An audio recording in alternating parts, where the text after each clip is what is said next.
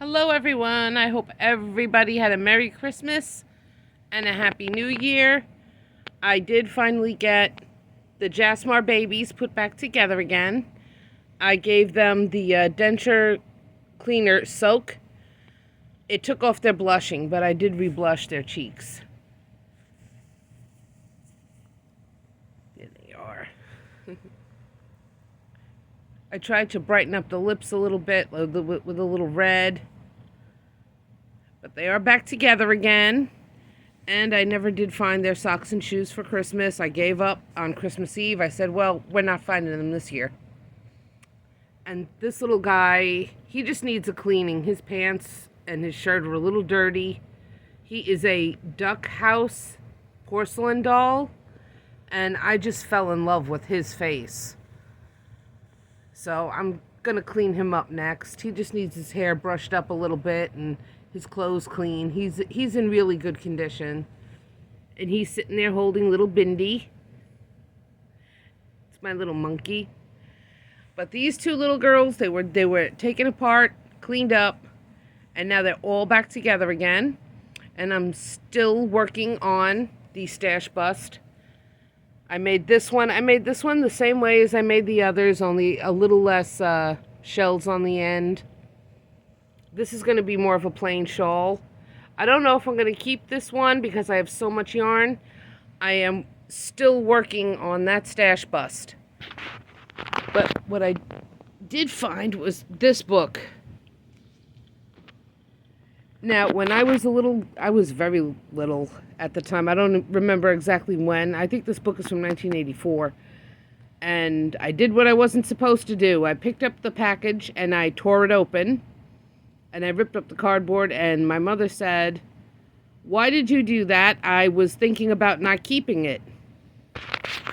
And I was looking through the book, and I said, "Oh no, I am definitely keeping this book." It's a complete guide to needlework. There is embroidery, applique, patchwork, quilting, knitting, crocheting, all lace work, macrame, rug making. There is so many different things. Oop, it's gonna fall. Here we go. There's some quilt designs.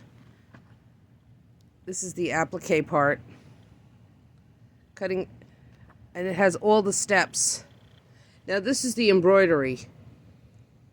The letter embroidery. And see, I left the bookmark in here. I have used this for embroidering things onto, oh my goodness, the Afghan stitch in crochet. But my first project was a dishcloth. Now, when I was in high school, we came across this book, and my mother said, "See, you haven't even used it." But I decided, I went out and I bought a dishcloth and the embroidery floss, and I embroidered "Bless This Mess." There's my maker's mark. I forgot to leave a space in between. I was a teenager. This was my first project that I just basically thought up on my own. And as you can see, it's had a lot of use. So this thing is over 30 years old, and it has been used, and it's still being used, which just goes to show the quality from the 90s was definitely very good. And this has been used consistently, like over 30 years. Bless this mess. So you can see I pretty much gave up on housekeeping as a teenager. But I do love this book. I have got a couple of bookmarks in here. Let me just move that over. There we go. It's falling right off. Preparing and sewing a block unit patchwork. And it just has all the basic steps on how to do all these things. This was one of the best investments because I have used some of the crochet and knitting. Here we go. And here's all the tools. It shows all the tools you need. Those are some real old stitch markers. Now they have the ones that basically like fat little pins. And it shows you step by step how to knit. And it's got all the different stitches from your basic seed stitch, quilted diamonds, ridge stitch, all these different stitches. The gathered stitch. Cabling.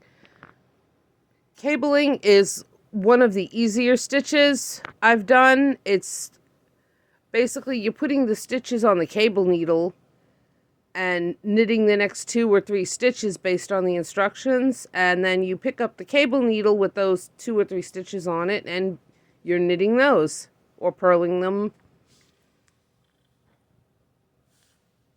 But it is fairly simple. And then we go on to the crochet. All the different hooks. I prefer metal hooks. This one, that is what, a flexible Afghan hook. There you go. That is one of the older ones. Now they make them, they have hooks on each end for the Afghan hooks. And again, it's all the basic stitches. But I tell you, this book I have used so many times now. I have never done this. Needle tatting. And it actually has projects that you can make. There's all the instructions. See, that's something you can basically make with needle tatting. Now here's the lacy design, and they show it on, let's see if I get a good picture there of the shawl. And there are the other pieces that you see on the shawl. Very good book. And here's the hairpin lace. It does have the small section on hairpin lace. And there's a shawl made completely out of hairpin lace and the fringe. And they go on to macrame. This is macrame. Basically, you're braiding. You can make belts and all sorts of things. And rug making. How to make your own rug. Hooking a rug. I mean, this basically, they look like carpets you would buy in a store. And these are all the tools you need. A cutting machine.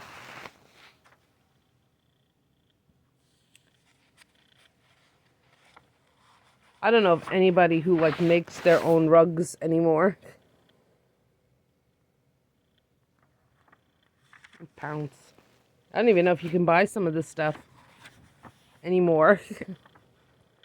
See?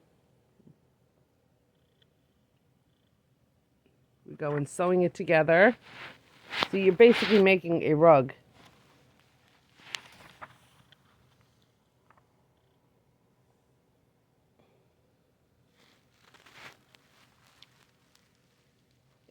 This picture, it basically, you're trimming down, basically it looks like a rug.